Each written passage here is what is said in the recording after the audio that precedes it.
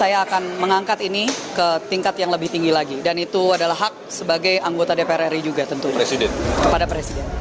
Kami juga Rahayu Saraswati, keponakan Prabowo, ancam akan laporkan hal ini ke Presiden terkait pemecatan Ibda Rudy Soik yang berhasil membongkar mafia BBM. Dan jika teman-teman penasaran, mari kita simak video selengkapnya. Saya akan mengangkat ini ke tingkat yang lebih tinggi lagi, dan itu adalah hak sebagai anggota DPR RI juga tentunya. Kepada Presiden. Kami juga memberikan laporan kronologi dari sisi saudara Rudy Soik bahwa itu adalah restoran, tempat makan siang, di mana beliau bersama dengan kalau nggak salah dengan rekan-rekan beliau, ya, dengan atasannya bahkan juga itu menunggu untuk bisa bertemu dengan pihak-pihak tertentu. Itu ada semua di dalam laporan, dan tidak ada alkohol, ya, tidak ada minuman keras sama sekali, dan itu istilahnya tempat makan siang biasa sebenarnya. Jadi ini yang kami istilahnya menanyakan informasi apa sebenarnya yang diterima oleh Bapak Kapolda, oleh bawahan-bawahan beliau yang menyudutkan saudara Rudy Soik, karena tadi juga Pak Kapolda menyatakan tidak begitu kenal sebenarnya dengan Bapak saudara Ibda Rudy Soik, karena memang baru ditugaskan nggak lama yang lalu di situ. Jadi ini kami justru ingin membantu untuk memperbaiki citra dari institusi kepolisian Republik Indonesia ini. Karena hal-hal seperti ini yang saya juga terima laporan dari banyak orang setelah saya mulai mengungkap persoalan ini, banyak masyarakat yang menyampaikan ini bukan hal yang baru. Dan kami justru menekankan, tadi juga ada salah satu anggota Komisi 3 yang menyampaikan kalau ini masih akan dilanjutkan, keputusannya seperti itu, takutnya nanti mereka yang lurus, yang bersih, yang mau mengungkapkan, ya, permasalahan-permasalahan yang ada di Indonesia, kriminalitas yang ada di Indonesia malah takut. Justru takut nanti karena mereka berhadapan dengan sindikat, dengan mafia, mereka yang akan dikriminalisasi. Iya, maksudnya takut itu mungkin karena mereka ikut terlibat atau apa, mungkin kan seperti itu bisa jadi ya. Ya, jadi ini yang merupakan tanggapan kami. Terima kasih. Mbak, tadi kan sejauh ini saya perhatikan kan sidang masih berlangsung, ya, dan masih banyak anggota DPR yang bilang mengusulkan agar menganulir PTDH tadi. Pun Anda tadi juga bilang bahwa sudah bersurat ke Kapolri, ya, untuk meninjau ulang. Ya. Kalau tidak ada tanggapan, Anda sebagai circle dekat dengan Presiden Prabowo akan bersharing nggak dengan Pak Prabowo masalah ini untuk jadi perhatian beliau? Saya sudah melaporkan tentunya hari ini juga bahwa saya sedang melakukan menghadiri RDP di Komisi 3. Saya terus akan menyuarakan. Saya sudah tadi juga bicara dengan pihak Polri. Mereka sudah menyatakan akan menindaklanjuti.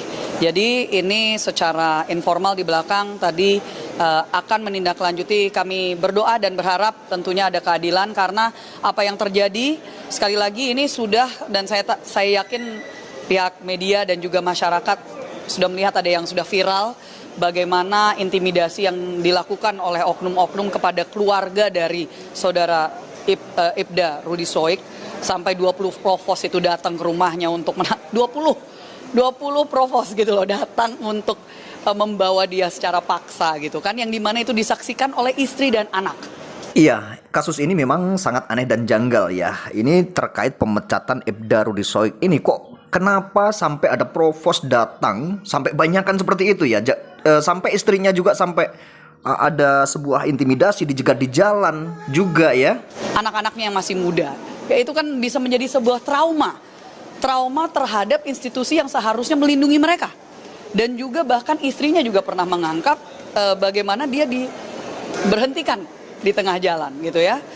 Dan intimidasi ini terus kita lihat, dan ini kenapa akhirnya naiklah ke tingkat pusat, ke Komisi 3. Dan saya berharap kepada masyarakat, jika ada ya terus permasalahan, jangan takut untuk bisa melaporkan kepada wakil-wakil rakyat dari dapil kalian masing-masing. Cari tahu siapa, tentunya itu adalah tugas kami untuk menyampaikan. Dan kami sangat mengapresiasi kepada pimpinan Komisi 3, karena sepertinya tadi juga Pak Beni sudah menyampaikan, ini mungkin pertama kalinya Coba tidak ada dilayani sama sekali.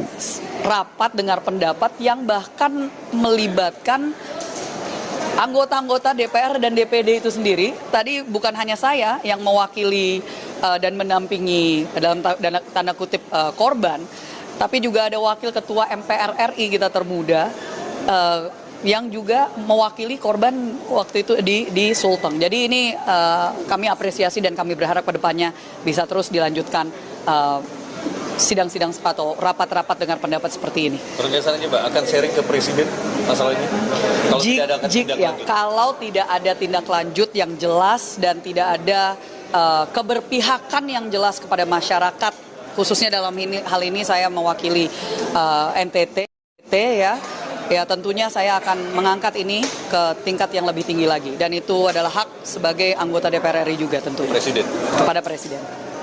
Terima kasih banyak yang sudah mengenal saudara Rudy Soik sudah bertahun-tahun juga dan bersama-sama melawan sindikat-sindikat yang ada di NTT dan di dunia ini. Tapi terutama saya mau meng-highlight ada Suster Lauren, sangat mengenal dengan saudara Rudy Soik. Izin pimpinan sedikit background karena awalnya jujur saya tidak mau mengangkat ini ke publik waktu masih persoalan demosi, dimutasi ke Papua dan seterusnya.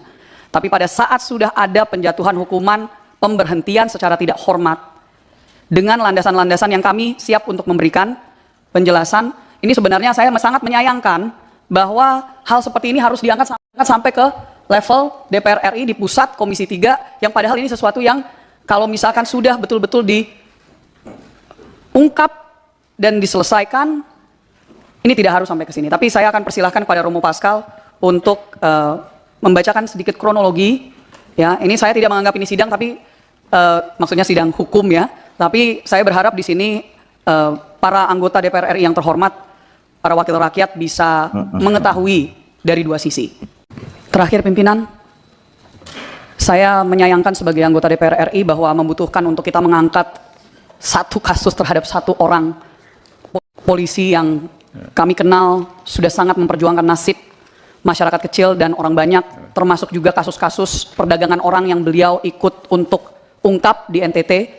Saya juga ingin meng-highlight bahwa di sini kami kembali lagi, mari kita fokus bahwa utamanya yang harus dikejar adalah mafia. Adalah mafia BBM, adalah mafia TPPO. Sangat disayangkan kalau misalkan ada polisi yang memang lurus, bersih, sampai sedemikian hanya untuk bisa melawan hal-hal tersebut. Saya terakhir juga, pimpinan mungkin ingat, karena kami sudah seringkali membicarakan tentang kasus Wilfrieda Soik, yang Presiden Prabowo Subianto waktu itu ikut menyelamatkan dari Malaysia. Kenapa Rudy Soik ini sangat peduli tentang persoalan seperti perdagangan orang, nama belakangnya sama, mereka masih saudara pimpinan. Jadi itulah kenapa kami akhirnya waktu dulu itu bisa bertemu, dan itu kenapa kami mengenal beliau baik, dan mohon untuk ini bisa dikembalikan ke jalurnya, yaitu mari kita fokus untuk memberantas mafia BBM. Karena justru ini diangkat, saya mendapatkan laporan tadi pagi dari NTT, dari masyarakat di sana, rupanya sejak kasus ini diangkat, tiba-tiba BBM-nya jadi lancar. Ya, jadi ini mohon izin, laporan langsung dari masyarakat, dan sekali lagi, terima kasih atas waktunya, pimpinan dan anggota sekalian. Oke, terima kasih sudah menonton video saya sampai selesai. Sampai ketemu di video saya berikutnya.